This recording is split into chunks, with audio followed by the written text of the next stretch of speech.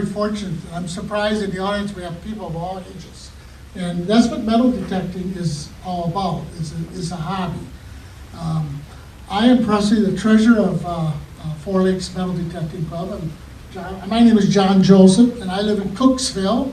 This is John Kaufman, and he's from Portage, Wisconsin, another relay. I didn't know what to expect here, but in Cooksville we have a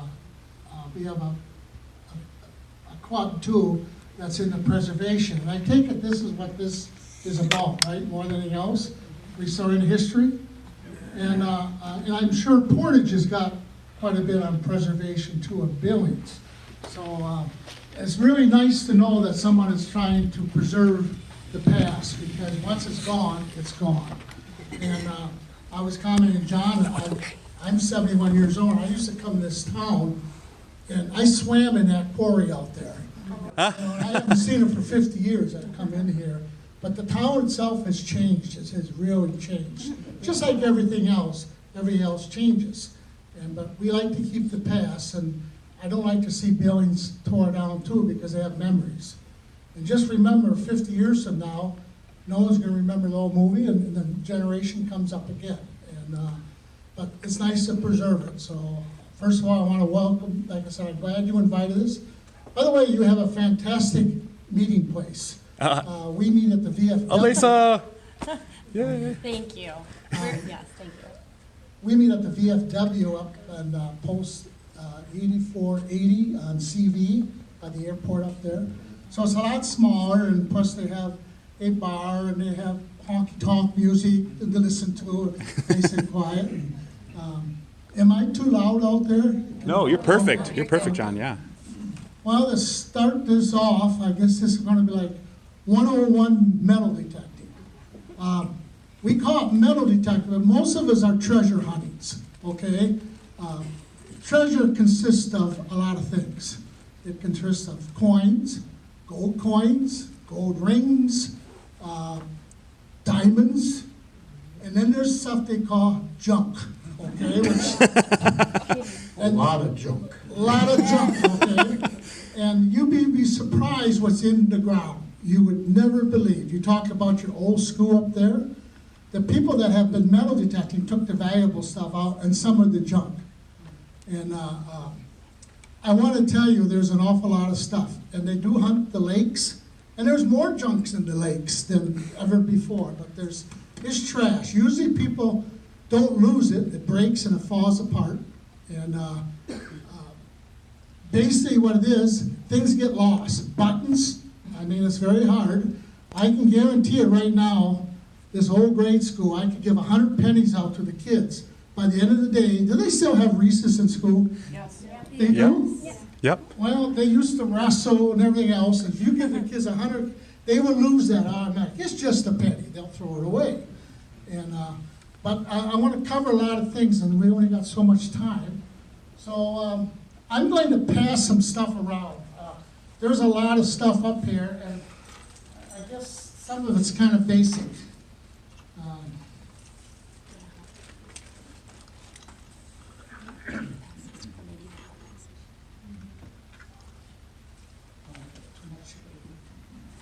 Do you want help pass around, John? Yeah. One people help. Here. Can you go help him? We'll start over here. You guys can pass it over here. Hunter, Here you go. I'll Go take to some that too. gentleman over there, and they'll Okay. start their circle around. Yeah. What's your name? Hunter. Hunter, that's a neat name, cool. I'm just gonna tell you what, there's a Civil War, the Grand Old Republic, everybody know what that is? Box, we can put the stuff. Right in, so we can on. pass the box. After the war, they gave everybody a ribbon with a medal on. Well, I found one of them, and I found it near Cooksville. Jesse wanted me to talk about stories, so that's one of the, I'm gonna start out with a story. But that's in there. I want you to pass them around to feel it. And there's a couple things and see if you can identify them, what it is. But I found one of these medals, and part of the history part of it is I did the research, and I am a research person. I found out that the guy at Homestead the Land served in the Civil War. His name was Anderson. And everybody that served in the Civil War for the Union got this medal. It's not worth very much money. It had a flag in it, but there's 2 pieces. Well, when you are a treasure hunter, you always wonder where that came from. How did they get lost? I did some research. A guy served in Evansville in the Civil War, and he was buried in the Cooksville Cemetery, which is a quarter mile from my house. And I often, well, why did they have a whole bunch of people urinating there? I figured out that his son probably played in the woods and put the medal on. And he took it out of Grandpa's cigar box, which is usually what happens. They take it to show and tell. Do they have show and tell in school anymore? No, they used to bring stuff that people. Not really. Not there still At my is. old school, they used to have it. Well, things have changed. Bring and brag. Bring and brag. Well, okay. But this person probably was playing with this medal and put it on because the pin was open or it was gone. And I'm sure it fell off and he didn't notice it. And then what happened is that Grandpa never looked into a cigar box. He just took it for granted, just like everybody else. So somehow it came in my hands. And it's a treasure because I got to do the research through the man it was given to. And I knew he had one, but I don't think there was a whole bunch of people from the Civil War came to Cooksville and had a reunion. They made millions of these things, by the way, so the value of it wasn't very much. I couldn't give it back to anybody. It's going around and I want you to feel something. There's also stuff in there, I want you to figure out what it is, so you'll see it. We have several stuff up here, so you'll see that. I want to tell you about the club first. As you said, we were formed in 1992. We are a not-for-profit, registered with the state of Wisconsin, same as you. You have to probably buy a permit from the state, vice versa. Yep. We serve the public. Our club has a lot of things. We have a piece of paper of generally what we do. We have a bylaws for detectives that go out and find, and we meet once a month. We have a board of directors just like you. And we have many speakers that come in. And of course, our speakers are a variety of subjects, anything to do with history. And we like to pick. We find a lot of stuff. We find an awful lot of tokens from businesses. Myself, I think I have some from Verona, Evansville, Stoughton, Edgerton. Everybody know what a token was for a business, I take it? No, what is it? It's a merchandise. They would give, instead of giving money back, they would give 5 cents in token or 50 cents. And you would go to the store and buy the merchandise. It was a form of advertising. Oh, cool. Well, it was made out of aluminum or brass, and it was very popular, and people collect them. Value of them, well, not everything is value. Usually the stuff is worth, money is priceless. That's the best part. It doesn't have to be worth nothing. They're made out of wood and plastic too. Some of them were made, they had, as you're in the history, you'll note there's a lot of stuff. Oh, cool. Thank you. Back to our club, we've been in existence. Most of the people that come there, Jesse's been there, they find some nice stuff. Nothing usually valuable, but they do find a lot of junk. And we have a find of the month, and they put it out there. You're impressed with it. They find nice jewelry. I have to be honest with you, I've found an awful lot of rings, and we return the rings, especially class rings. And the best reward, I would have to say our club, since I've been in existence, have returned over 300 rings. Wow. So when you lose your class ring in the water, the lake, or you lose it, somehow, someone's gonna find it someday. And the gold content isn't worth that much, maybe $50, $60. The content, the reward is when you see that person that hasn't put it on their finger for so many years, and it brings back, because especially, I have never met a person when I return the ring and say, I don't want that ring. It's priceless. And we find, I'm ready for another story. That's what Jesse wanted. And so this is mixed up, it's not a format. I collect thimbles for a hobby. And I have gold thimbles, and I have over 3,000 thimbles. I'm a thimble guy.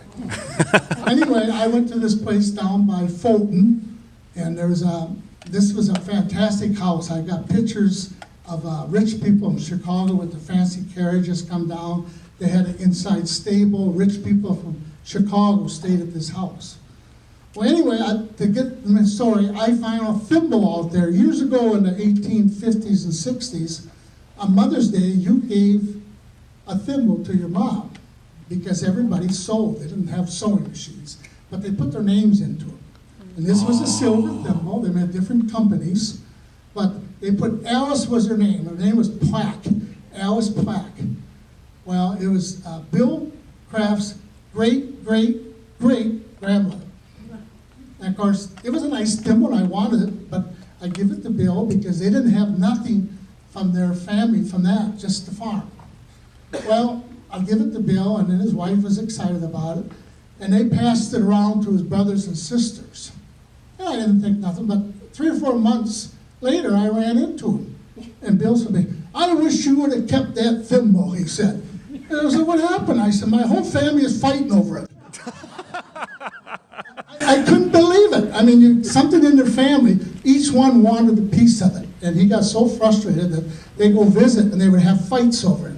Wow. So it does make a difference what you find. So, but it was worth something to me that I found something that was so precious to what that is. Yeah. So that's one story. Before I turn it over to John here, our club meets once a month, and we do a tremendous amount of things for this city. We've done work for the Dane County Sheriff. We recovered, or tried to recover weapons and bullet things. Since that time, they have bought their own metal detectors, something to do legally that a third party, when it finds something, the law, evidently it's against the law, too much people are handling it, the evidence. I didn't know the detail. So what we do is we find them when they ask us for us, but now, lately, they haven't done it. We do the Big Brothers hunt. We did that.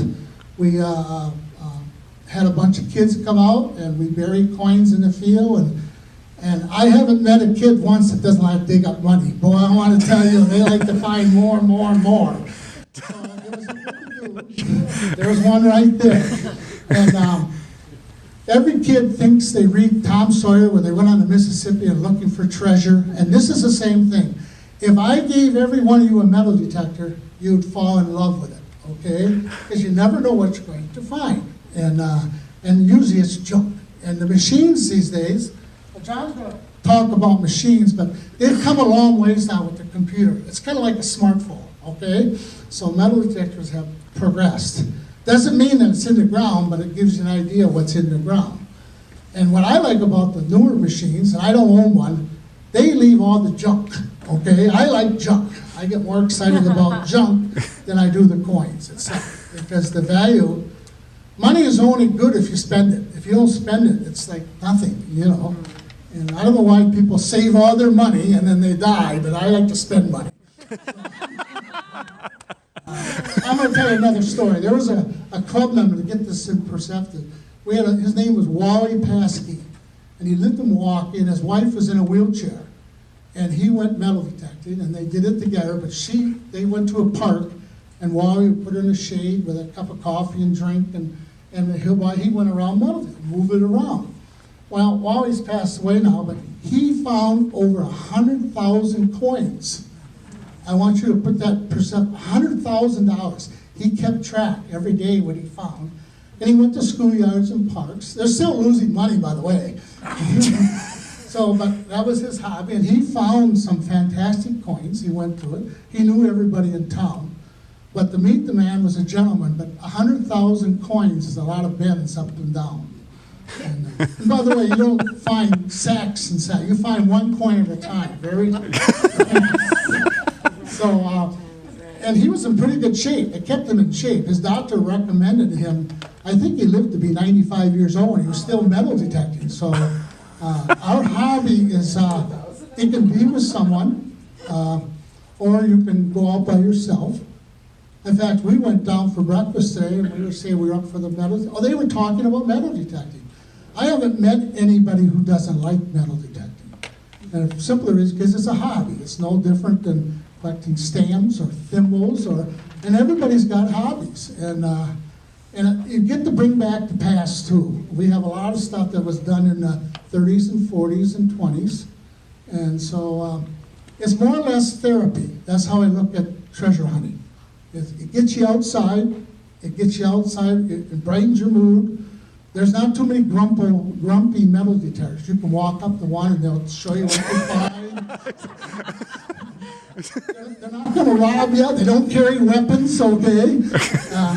I wouldn't say, there's a few grumpy ones that wanna hunt more than anything else, but most of them are pretty friendly. Our club, like I said, has been in, we're not the biggest in the state of Wisconsin, but we're the most active. We have about 55 members, and we have fun. That's the best thing about this hobby. You have fun. I imagine here, you have fun here, hearing about once you get into the projects. And how long was this has been organized, how many years? Well, it started off and on 60s, 70s, went away, came back in the 80s, went away, and this iteration came back in around 2007 or 6. I guess Bev was there, Right. 2006-ish. Yeah. Congratulations, I'm glad it's back. I never want to see nothing close that has something to do with people getting together. I'm sure people have met an awful lot of people here, gained some good friendships, and Oh, yeah. which is important. That's what it's all about. I'm not used to speaking into a microphone, so. Oh, you're doing fine. Breaking You're out. doing great. You sound great. I hope no one falls asleep today, because I'm kind of a boring speaker. But to get stuff on the ball rolling here, I'm going to show you. I bought a bunch of stuff, but afterwards you can come up and see it. John just came back from a Boy Scout camp. He had a hunt, and he found all that stuff in one day at a Boy Scout camp. And I guess his camp was in the 50s and 40s, so they found some stuff in it. To get back to what the club does, I guess I'll tell you another story. Oxford Prison is in Wisconsin, it's a federal prison. We were asked, our club was asked to, back in the 70s, to go up and metal detect in a prison. It seemed that the prisoners were making shanks, they call them, they were knives. And of course they do bed checks and go through their things, but when they go out in the yard, there's a lot of people, so they can't watch everything. So we found like 6 or 7 shanks put in by this sidewalk or tree up and down. And I'm sure no one's been in prison. How many people have been in prison here? Oh, a couple in the back. But first of all, we had a hard time getting in because one of our club members worked up there as a guard. And so with the federal government, it's very, very hard to get into the prison. Basically, they're worried about the people coming in than they are going out. They've got that covered pretty good. No one's never escaped from Oxford, but people have tried breaking in, believe it or not. And so we were checked. We had to go through metal detectors and bring your keys and everything else, but we bought knives in to dig what we have, a probe. And of course, we may talk about that later. But I was surprised how clean we got in there, the metal, and everybody had to be checked out. You couldn't be a felon. You checked your taxes. They fixed if you had the police came to your house for violence in any form, your criminal record. So I think 7 of us passed of all 40 members. The rest are a bunch of convicts. But anyway, we went in there, and this was at 7 o'clock, and we thought it would be dark. It's lit up like a Christmas tree. You can see everybody. And I was impressed how clean it was. There wasn't no wrappers, no nothing. And there was trash in the ground. We found gum wrappers but no nails, but we found 7 of these shanks, and we had people looking out the windows at us, which is kind of scary, you know. But we had a good night. We hunted for like 4 hours, and there's a lot of acreage up there. And I always thought they had a big room to play. They don't. Most of the area between the cemetery or the building and the fence is wasteland. For if someone runs through the fence, they can stop them before the getaway. The only thing, when I talked to the guards, the only thing I went over the wall, they had problems with raccoons and squirrels. They would go through the barbed wire and the whole works. They do have electrified fence. I didn't know that, but they do. But somehow squirrels will get into everything. So squirrels and raccoons were the biggest visitors. And they're hard to catch, they're hard to trap. And so that's what no one's never tried. No, one person tried to break in. They had a helicopter come in. So they got rid of that. I don't know if they shot it down or something, but they got it, so it was sitting there. They get it in a recovery. And this, I don't know if Oxford is maximum security prison. It was back then, but I think it's medium now. They switched it. Okay. Then our club did that. We did the Madison Police Department. We do the Big Brothers hunt. We try to find people when someone lost a ring or something. We make every effort to return it and find it. And there is a lot of people contacting us. And I have some other stories about lost rings. So I'm going to turn this over to my partner, and he'll discuss a few things, and he'll come back to me. So take it away, John. Okay, thank you again for coming. My name is John Kaufman. I'm from Portage. It's interesting little town. Historically significant because it sits on the Wisconsin and Fox River, which is back in the 1817s and 18s, was the main thoroughfare for trade in Wisconsin. We do have a club hunt coming up in April, I guess it is? April 20th. April 28th. And a man has opened up his property. It's a 9-acre property, and it promises to be very interesting. You can tell where it is. It's okay. It's located next to what they call the surgeon's quarters in Portage, on Highway 33 east of town, right on the Fox River. So Fort that- Winnebago? Fort Winnebago. Right. And not far from there is the Indian Agency House. We will probably never get to hunt that because that's under the control of the Daughters of the American Revolution Society, or whatever it is, but it's forbidden. But anyway, I'm going to talk a little bit about detectors. John's bought his older model here. He uses for going to cemeteries and locating the markers, the stakes. Currently I've got 3 detectors. 2 are manufactured by Garrett. They're out of Texas. Probably the oldest manufacturer in the States. And one's entry level and one's middle of the road. Can you hold the mic a little closer, John? There. Okay, I'm sorry. That's okay, I'm not thanks. used to these things either. Oh, that's right, so we can hear you. I'm a retired truck driver. I just talk. Not the whole bunch of people I can see. But anyway, you can go from a $100 metal detector that you buy at Menards to 5- and 6-figure metal detectors. And they do make these beasts. I don't think there's anybody in our club that's probably got, there might be 1 or 2 $2,500 detectors out there, but not too many. We're mainly $5 to $15, $500 to $1,500 price range. And like John's is, when it was new, it was a good detector. It still is a good detector for finding steel. The detectors nowadays, you listen to the tone, the detector is going to tell you what's in the ground. Everything has got a different tone. From aluminum cans to pennies, nickels, dimes, quarters, 50 cents, dollars, even your pennies that go from the Indian heads to the Lincolns, the Wheaties, the Lincoln Memorials to the new pennies. They all got a different sound. Your dimes have different sounds, from your silver Mercury dimes to your silver Roosevelt dimes to the modern dimes. They all 3 got a different tone. You have to look at your digital readout and listen to the tone. Nails, steel, junk, they've got their own tone. You have to decide what you're gonna dig.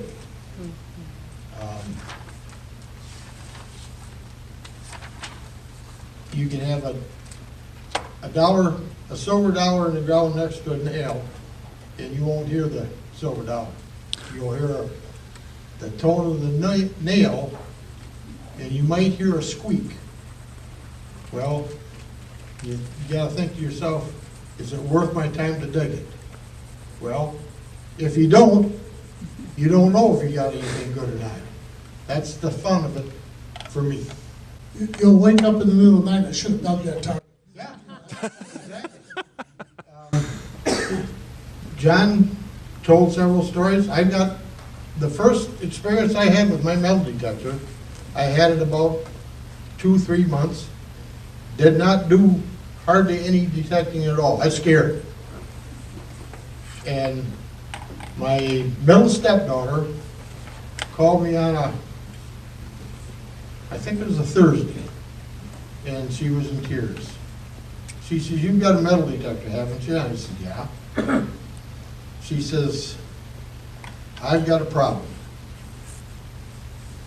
And I says, "Samantha, we all got problems." She says, "I got a big problem. I've lost my engagement ring." She had for about a month or two. Oh, boy. She never had it sized. It was from K Jewelers. It was one of them chocolate diamonds. It was in the neighborhood of about $2,400. And her boyfriend, fiance, was not happy. Good way to start a marriage. She says, "Can you come up?" She says, "Dave went over to a friend's house and got a metal detector. He can't find it." Well, got up there, it was one of them 89.95 bargain basement metal detectors. I went up, I called my friend, Tom Schneller, he's 40. We went up there, they live in the Dells, we went up there, and immediately we found nails, pop tops, bottle caps, pennies, and we looked for about an hour and a half. And Samantha, she was going downhill. And she said, "We ain't never gonna find it, are we?" I said, "Yes, we are." So sat down, had a soda. And I said, "Now where did you," and she was planting plants for her garden. I said, "Where did you start?" "Well, right here." So I took and reset my detector. Went over, first plant I come to, and she reached down, she grabbed that plant. I says, "Don't pull it out of the ground." She says, "Why?"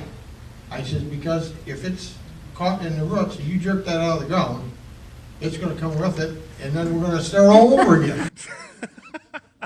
So carefully, I took my digger and I rolled it over. Pinpointer, that's another one of our famous tools. Yep, it's down there. And you can hear it. It had a tone that was what we in the hobby call sweet. Get on my knees, roll over, and she's over my shoulder, and there it is, she said, and she about dove into the hole to get the ring. Next day, she went to K Jewelers and had sent the ring in to get it sized. Oh, But wow. that was my first and best find to date. You were a hero then. Oh, yeah. Yeah, Tom and I both they rewarded us with $50 gift cards from Fields in the Dells, which they did not have to do, but they did. But that's the feeling of just finding something and returning it, even though it's family. I'd do the same thing for any of you. If you come to me and say, "Can you come over to my house and I've lost something. I think it's here. I think it's close." Well, yeah, I'll be there. If I find it, fine. Here it is. Congratulations, you got it back. I don't want nothing for it. It's just something that we do. And if you don't dig every signal, you don't know what you passed up. It could be a penny. It could be a diamond ring, a gold ring, just a regular gold ring. If it's got an initial in it or a date on it, that's a place to start, like class rings. You got the date, if you got the initials on it, name on it, you know the school, you can go back to the school, you can find the person 9 times out of 10. Thank you, John. I wanted to say that when we work with the Historic Society, and we return everything. When someone loses something, when someone has an Historic Society, we try to give it back to we know that people put a lot of money and time in something, and they like to see something that came from that house, from a token to everything. So we work with we don't violate, we don't go on state land without permission. It's sacred, and there's a reason for it, because a lot of people work to preserve that. And even though we live in the state of Wisconsin, we want people to enjoy it. Now, Jesse wanted us to tell stories, so we prepared stories more than talking about the hobby itself. About the machines, you can buy a machine for approximately $150 or $200, and everybody in this room, unless you're deaf, you can go out and you can find stuff on the ground. I'll guarantee that. It sells itself. But we're not going to talk too much, but we're going to tell stories. So I have how many people went to Verona schools, and some here at all? How many people know Jerry Dallin? Good, Yeah. good friend of mine. How I met him is at the Metal Detecting Club, and Jerry is one of the founders of the club. He founded our club with another gentleman. Okay, so he was the first one to form the club. Well, on the way here, we drove by a house that a woman had lost her ring. Her name was Terry Dunlap, and she lost it about a year ago. This was several years ago this happened. And she went and read the metal detector, and it was a grandmother's diamond. She said it was a big diamond. And how she lost it, she was out with her German Shepherd. It was in the fall of the year, and it was wet, the dog was wet, and the dog jumped up, and she went like this, and the dog wanted to play, and of course you use rings when they take your arm like that. So she stopped in the Cooksville store, and the insurance company didn't want to give her the money. It was more historical to her because it was belonged to her grandmother. And so she come there, and they called me over, and she says, you think you can find my ring? I said, I'll try. So it was a Packer Sunday, and so I went up there, and I metal detected for 3 or 4 hours, and it was in a farmhouse when there was just, gold is in a range where pop tars, nails, and junk is, so it's very hard to find. Otherwise, people didn't lose too many gold coins, but they did, okay? So I went up there, and I was stuck. So there's several machines. Jerry Dallin had a machine for that could find gold. It was in the range where it connected. Jerry lived by now Mount Vernon in his old schoolhouse. So, but Mount Vernon's not too far from here. And anyway, he come up with his machines, and of course we spent another 3 or 4 hours, both of us looking around. No ring. Well, the Packers are on. Her husband was watching the Packers game, and I said, well, where do you think you lost it? Well, where you think it is, usually it's not where it is, okay?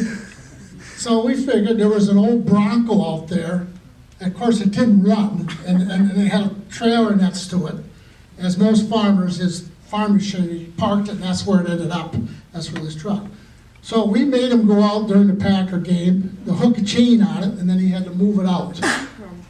Well, his wife, he finally did that with disgust. He wanted the insurance money and then, wasn't interested in it. So I remember we started, and she was cleaning chickens. Anybody cleaned a chicken here lately, grew up on a farm? Oh, a couple. Yeah. She had hot water and she was down, and she was a heavier woman, short and heavier. And it was a warm October day or September day.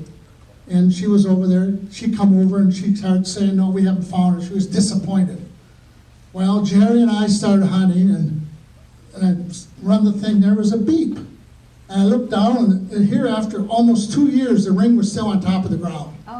Whoa. And I made the mistake of reaching down, and I yelled, "Is this your ring?" This woman come with feathers flying and everything else, and I was on the ground.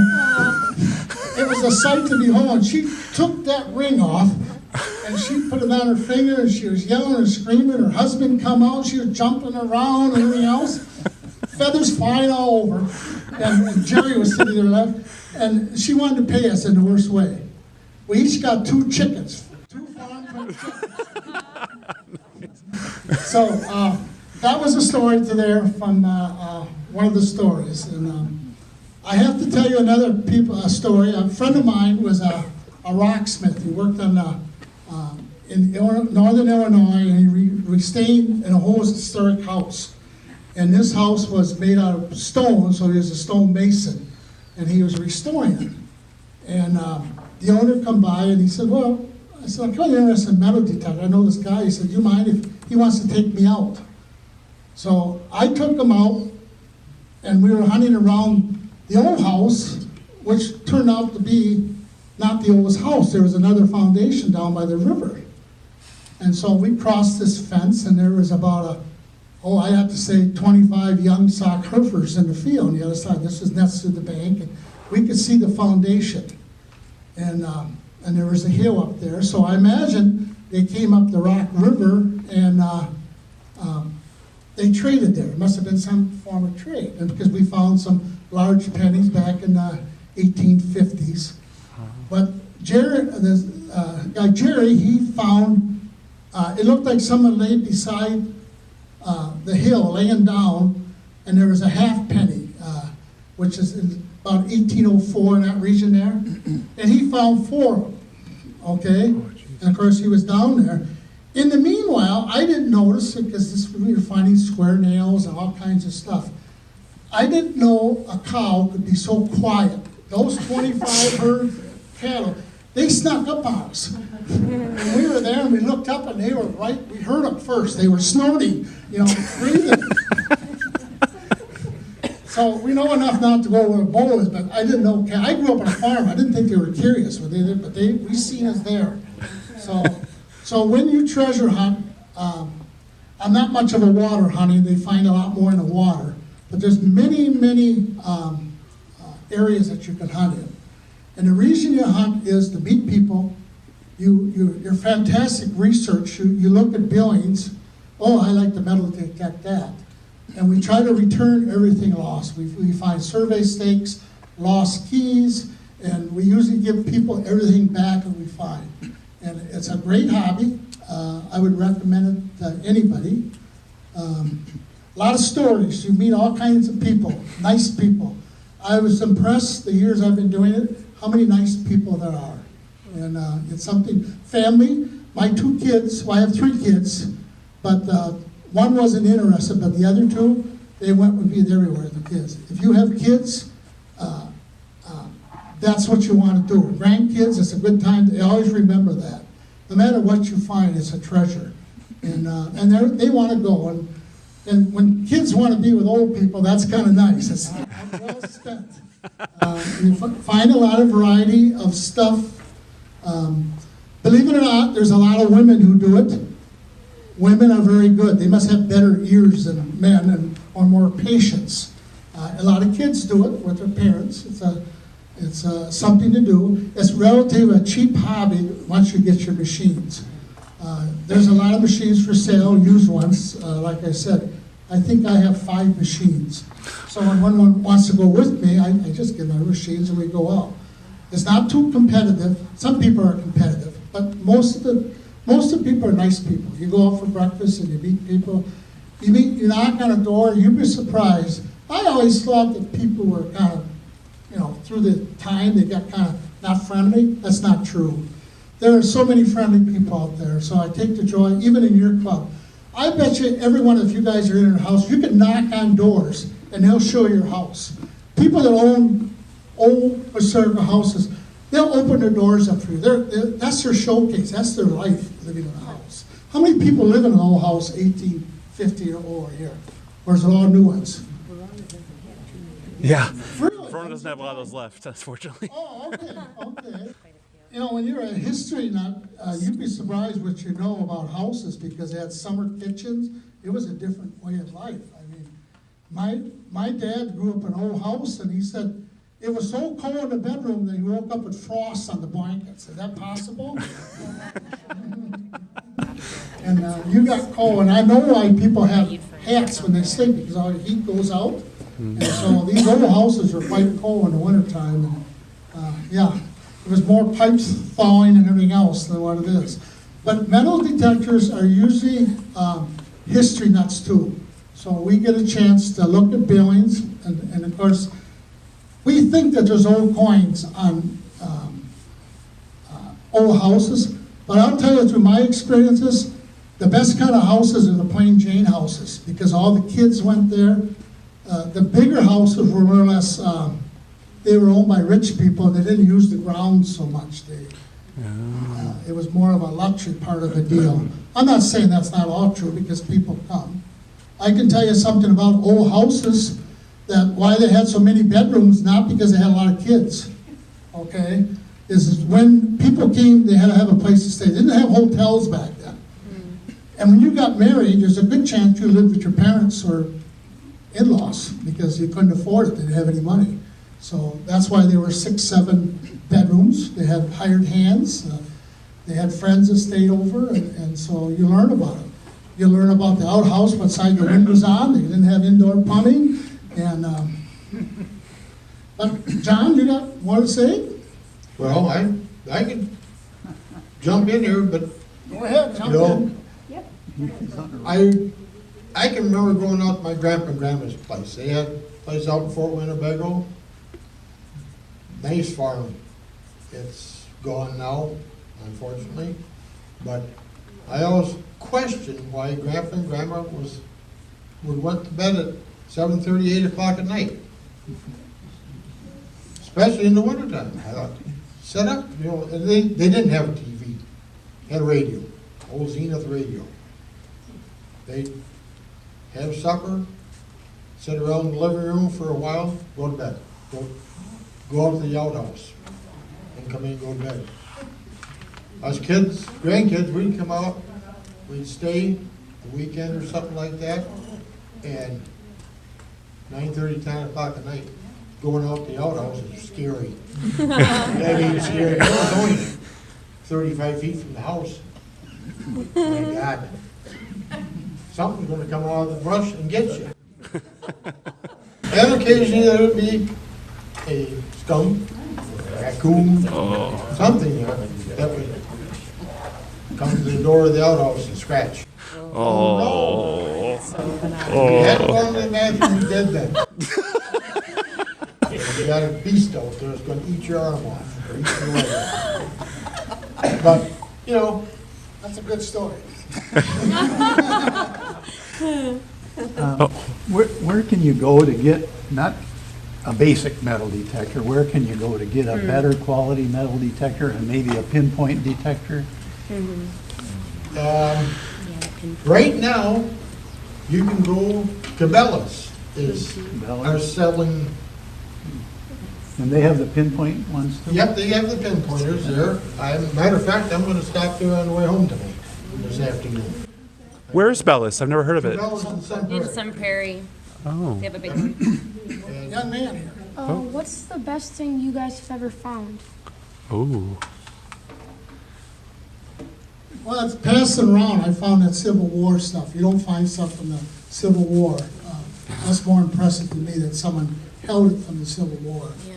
The coins, I don't know. It's everything's is nice. You can't pick out a good one. And so, The rings too. I think finding those rings was pretty. yeah, when you return a ring, and there's a lot of rings lost out there. I'm not in the rings. I'm a land hire. Okay. So, but it's hard to say what is the best. I think that you never know what you're gonna find. It's kind of like Forrest Gump. You never know what kind you're gonna get in his movie. And that's what I like about this hobby, is that you can find different things. And I know you'll find a lot of bobby pins. I know that. He finds a lot of aluminum cans. Yeah, that's a big signal on that. Where are some good places to go? Because I know you mentioned beaches. Where are good general places to go? Well, they start out with the parks because it's public. And Yep. of course, you want to check with the city to see if it's allowed first. You don't Okay. want someone to do it. Usually, you do the research where they met. They had circuses years ago. They used to have carnivals come to here. You find the grounds, open things. They used to have outside roller skating rinks. They had anywhere where people, ice skating rinks, Okay. sliding hills. Sliding. I mean, and certain times of the years, I do picnic groves and empty fields. You can get I was gonna bring them today.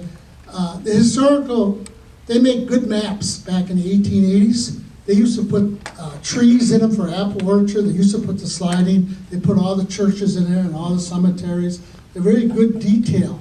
Now, a lot of these houses are gone. If you put them on a present, there's an empty field, easy to get permission. You got it all to yourself. Of course, there's a lot of metals.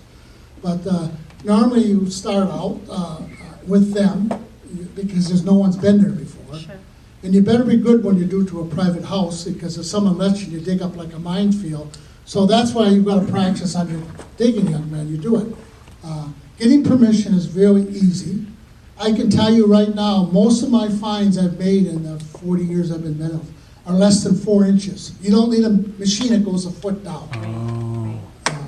So they make Do it you so. just use like a little spade when you dig? I use a knife. Okay. Or they have a trowel like, and there's a technique you can do it so you don't wreck nothing. It's so much to talk about metal detecting in just a few minutes, and it's 11:30. Yes, sir. Do you do lakes, and what kind of special equipment do you need to do lakes? Well, they have a machine with water. You can do it with this one, but you can't get it wet. You can only go as hard. But they have waterproof machines. This is a 1985.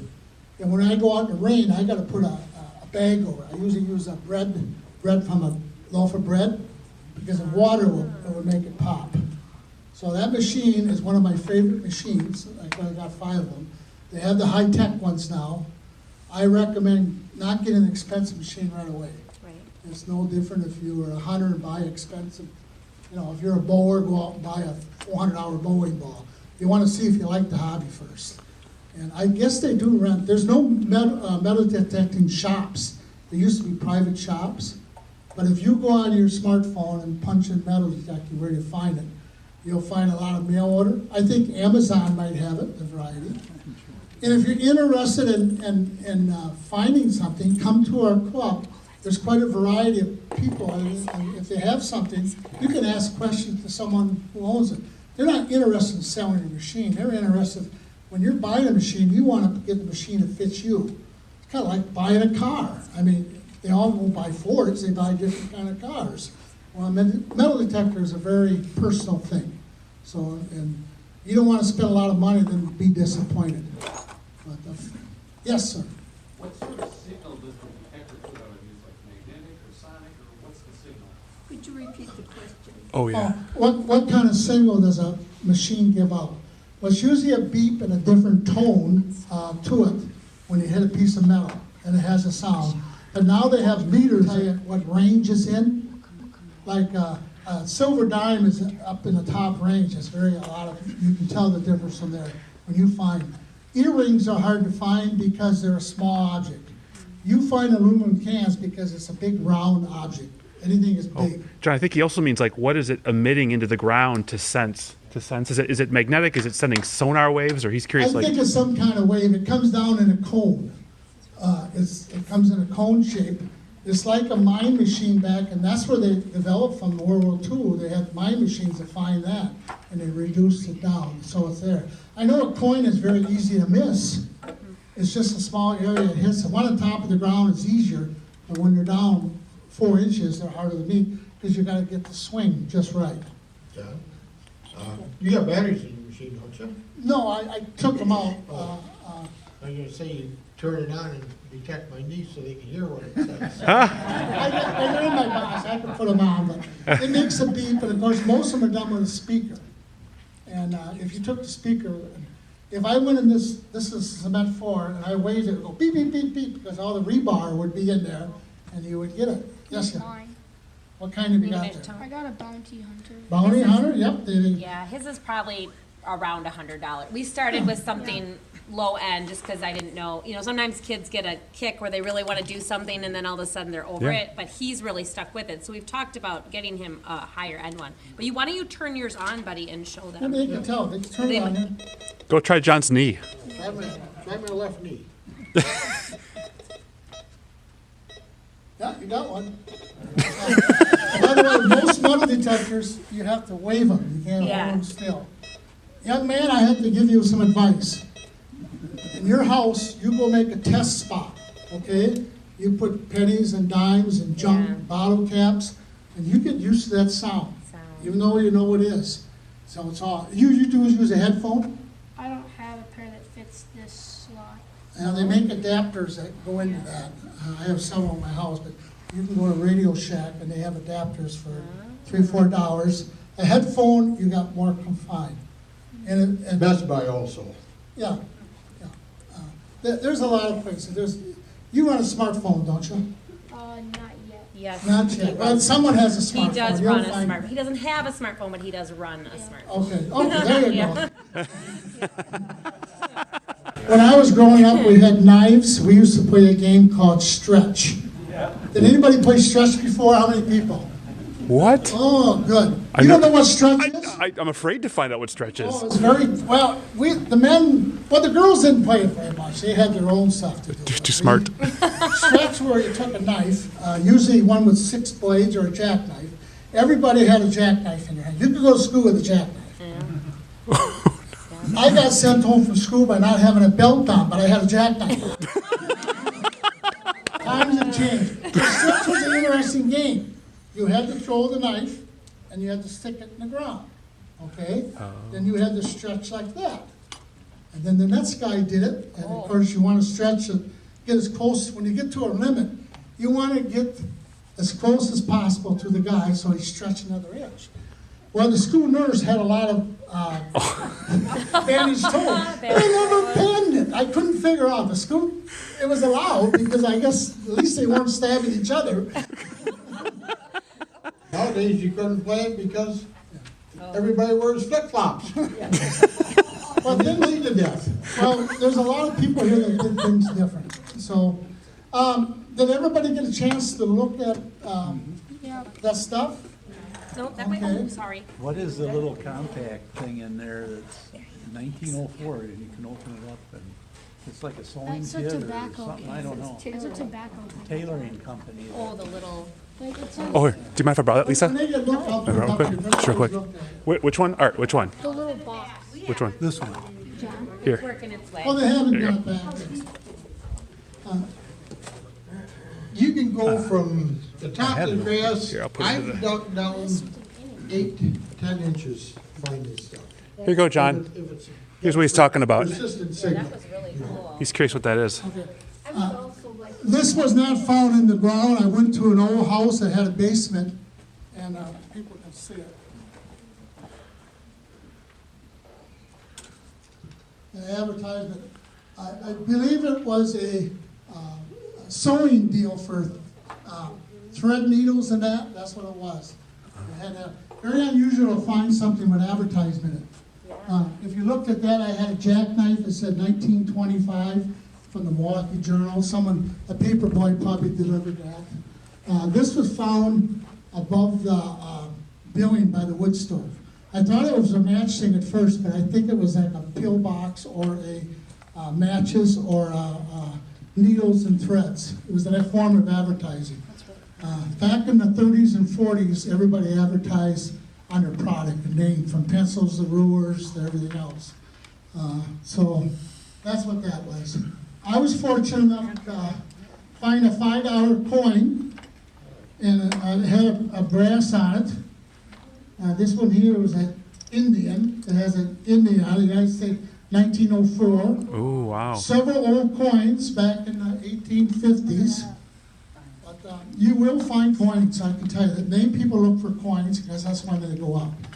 The value of them, I think the $5 gold piece might be worth $500. Wow. But it meant to someone because it was around her neck. Someone felt bad about it, and I couldn't track her where it was. If I went here, and how many people have lost a $5 bracelet or a pendant? You would have 10 people raise their hand, that's mine. You know, they'll say it, you know. But gold's not impressive to find, it isn't. For some odd reason, they think it's treasure. And if you come up here, you'll see a lot of variety. I found this, everybody know what this is? Well, it's a spoon, but it come out of a grandma's silver set. I don't know if it's like a sugar spoon or something. It's a baby spoon. You stick your nose to nose. Baby phones are kind of, this one I think it was a sugar deal. Cool. Did they maybe hook it on the edge of the sugar can? Oh, you hold it like this. Well, you'll look at it up here. Yeah. But I'm sure some little boy took it to this homemade sandbox and Yeah. shoving sand with it, okay? Yeah. So grandma lost their set they only use once a year. I mean, it's a silver set. And I found it. So a lot of interesting thing in here. I found, I know, I find stuff from the Milwaukee Fair. Oh, I'm sorry. What? That spoon, has it got a hook on it? Yes, Okay, that's probably a cream spoon. could be. I was a milkman for many years, and there was a bottle that had a different neck to it, and that was before they homogenized milk. The cream would come to the top. Well, that's a big finger. It could, you're welcome to come up and look at this. There's stuff that I don't know what it is. You find stuff you don't know what it is. And so it's treasure hunting, and when you do find something, you're excited about it, especially if you don't know what it is. You know, and so we brought some stuff. This is the stuff that everybody found. But I can tell you, I got tons of this. I've got tons of junk. I save all my junk. 5-gallon pails full of junk. You never know it. It might become valuable one day. I may even sit on it. I would like to know if you could ask, how many people have metal detectors? I want to get a number of this crowd. Does anybody have a metal detector beside? There you Oh, go. Art does. Oh, wow. Oh, So what have you Jim. found? How many years you been doing it? I lived in the Gettysburg area. So Okay. when friends had farms in the Gettysburg field, you can't go in the national area. Oh, You get to know the farmers and go in their fields, you find mini balls, belt buckles, and whatnot. oh, wow. I know the Civil War stuff is really, they're priceless. We don't have it around here, but, Friends found mini balls. oh, wow. Yes, young lady. Yeah. I keep on forgetting that. Everybody, I have a metal detector, one of the basement bargains, years ago, and I went up to my home in Minocqua, and I found a little metal toilet that used to be in the dollhouse that sat outside Oh, wow, in the big yard. find. Oh, that's I was so excited because it had a movable seat on it, and it was all rusted, encrusted, and I have it up on my wall shelf. Yeah. But up there, there's a lot of iron in the stones. I have found more treasures, and I dig it out. One was about 10 inches across, and I thought, I have really found something. There was nothing but iron in the stone. yeah, there is a lot of iron in northern Wisconsin. There's a lot of mineralized gold.